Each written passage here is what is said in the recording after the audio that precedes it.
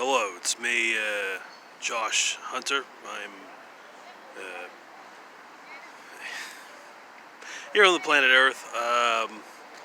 Just like to say a couple of things. As you know, I do repeat myself quite a lot, and I just want to remind anyone who is watching this that these videos are designed for me specifically. It is. You could use the word entertainment. I would not, but I mean, it's. I have to remind myself of certain things. I would just write things down, but I don't have a guarantee. Sometimes the best way to keep your privacy is simply to make a thing public. So I'm just trying to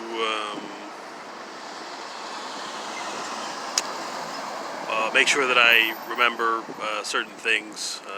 I don't have issues with memory. I just I'm not. It's very easy for me to let go. I'm not the type of person who holds on to things. When I say let go, I don't mean like go wild.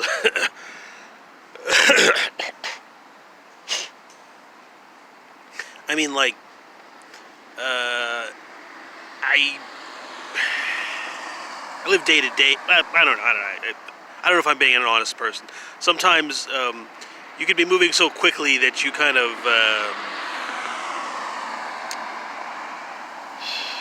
you gotta know the difference between when you're having when you're actually thinking and when you're just like, listening. Sometimes because there's a lot of music that's going on in the world, and people are constantly listening to music, and the more music you listen to, the more you get into like a musical state, and you're not necessarily having a conversation or speaking even.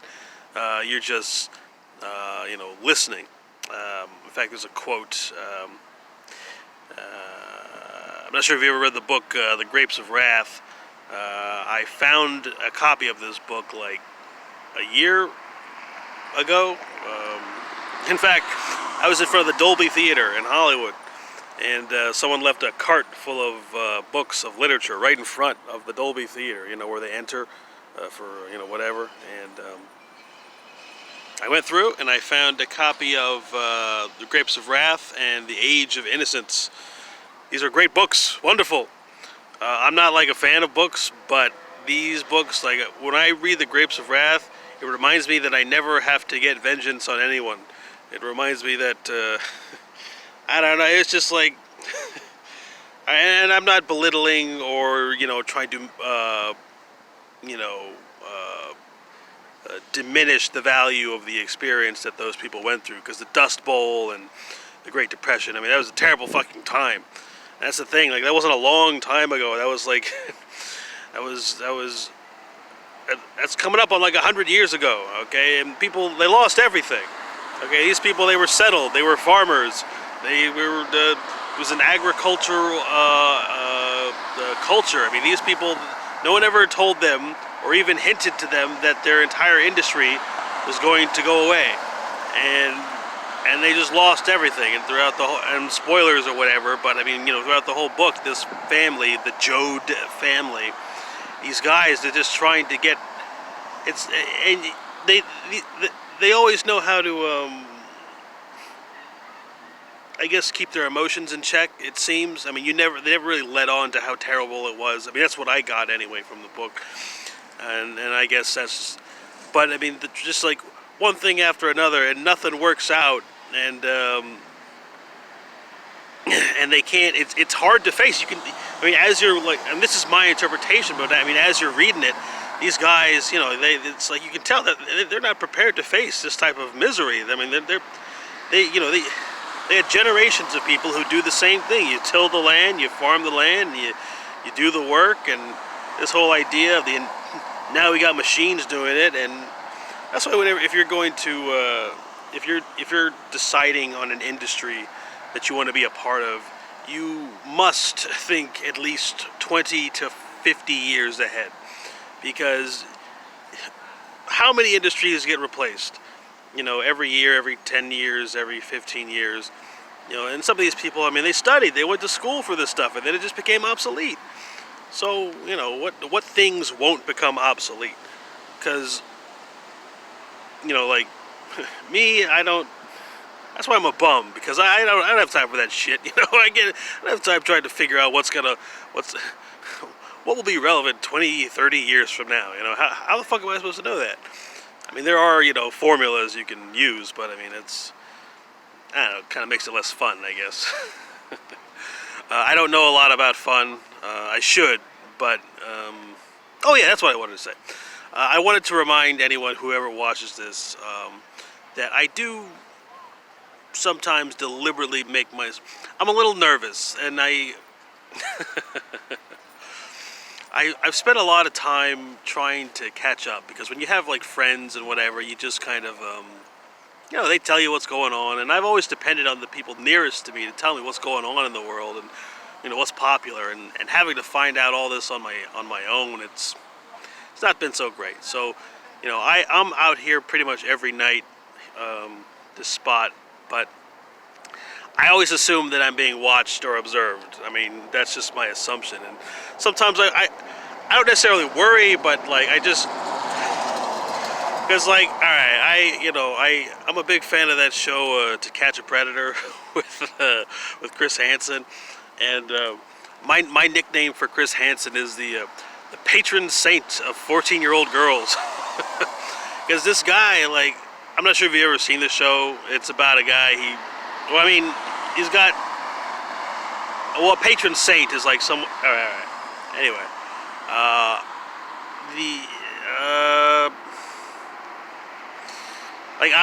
when I'm talking, like, I literally, whenever I say something that I know there's gonna be an unusual reaction to, like, I feel it immediately, and like I have my own rhythm, and then I suddenly have to change course or whatever. Anyway,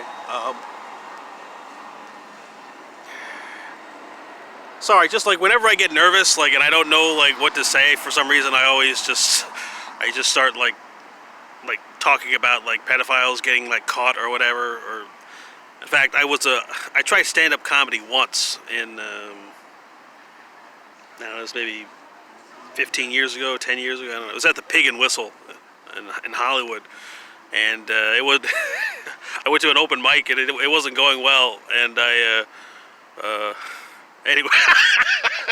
anyway, so To Catch a Predator, it's a show that used to be on NBC, and what they do is they pretend to be like young people online, and they get these guys, and it's always men. I don't know why. They never caught a single woman.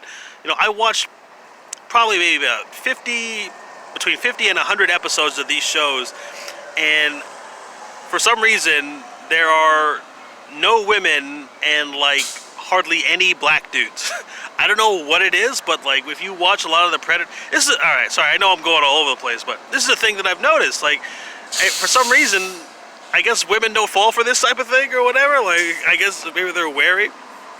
Also, let me try and stay on track here. Okay, all right, 1, 2, 3, 4, 5, yeah. But yeah, so anyway, I'm not like a guy who's like, oh, you know, because normally I always like to make sure that I've taken every perspective in mind, and I'm not someone who's particularly concerned about pedophiles.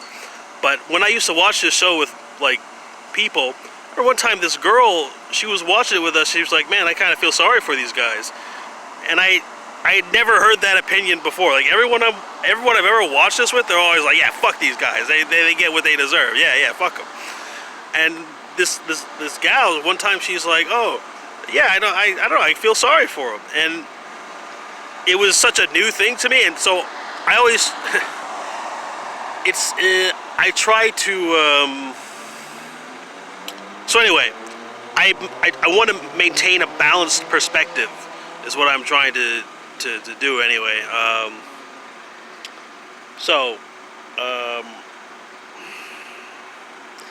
There's just something that makes me nervous, that I guess when young girls are too popularized, it just, like, what are we telling the truth here? Like, what's going on? I know people got to make money, and I'm not criticizing or judging anyone. It's just there's some very contradictory perspectives, out here, and I'm just.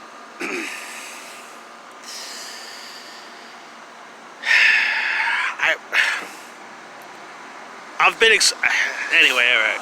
So, all right, I'm gonna pull a slight non sequitur, and if I can, I'll come back to this. I looked up online.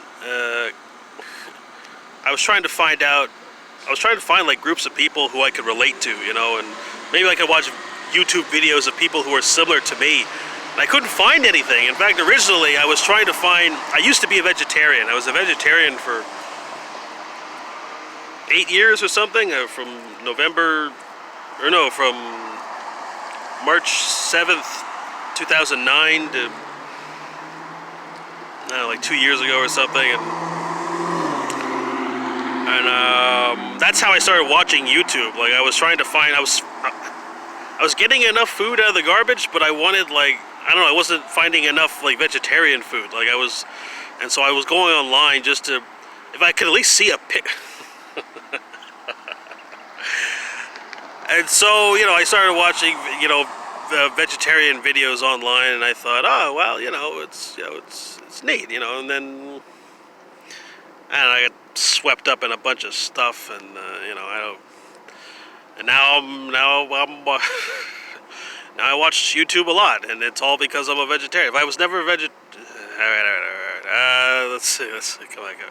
Anyway, so I tried to do it again. I tried to find some group of people that I could identify with, where I don't feel like I'm alone or something, because I don't know, I like me a lot, so I don't need, like, validation, but it's nice, it's warmer when other people agree with you.